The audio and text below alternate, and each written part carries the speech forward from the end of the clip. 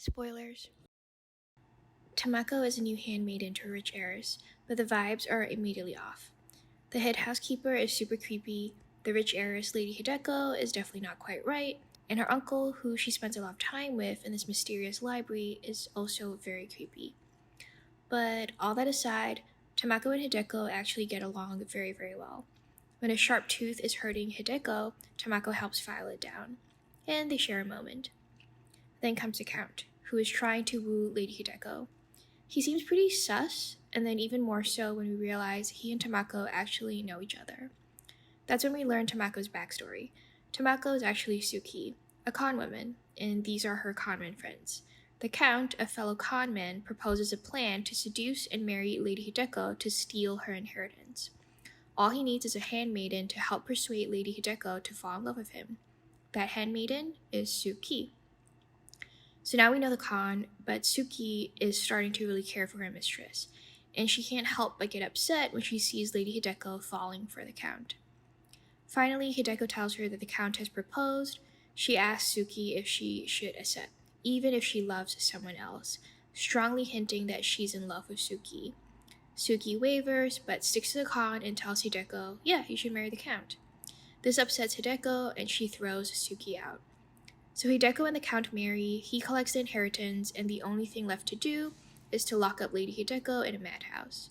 But when they reach the madhouse, the Count and Hideko lie and say that Suki is Lady Hideko, so the madhouse attendants grab and lock up Suki instead.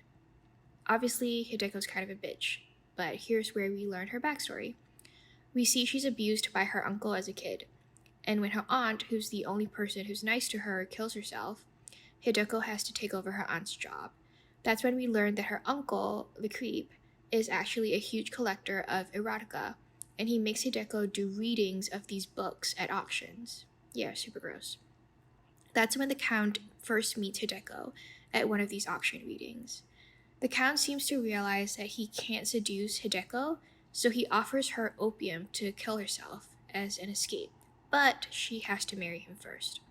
She agrees, but only if he sends her a maid who can be sent to the madhouse in her name, and that's how Suki ended up being Hideko's handmaiden. But of course, Hideko falls in love with Suki. We return to the scene when Suki tells Hideko to marry the Count. Hideko runs off, upset, and she tries to hang herself, but Suki stops her and confesses everything, and Hideko confesses her plan with the Count as well. So Suki writes a letter to her conman friends asking for their help, and then Hideko shows Suki the books her uncle made her read, and Suki just loses it and destroys them all. We return back to Suki, who's at the madhouse. Her friends start a fire and show up to help her escape. Meanwhile, Hideko drugs the Count of opium, takes the money, and reunites with Suki. Hideko gets a new identity and sends a letter to her uncle.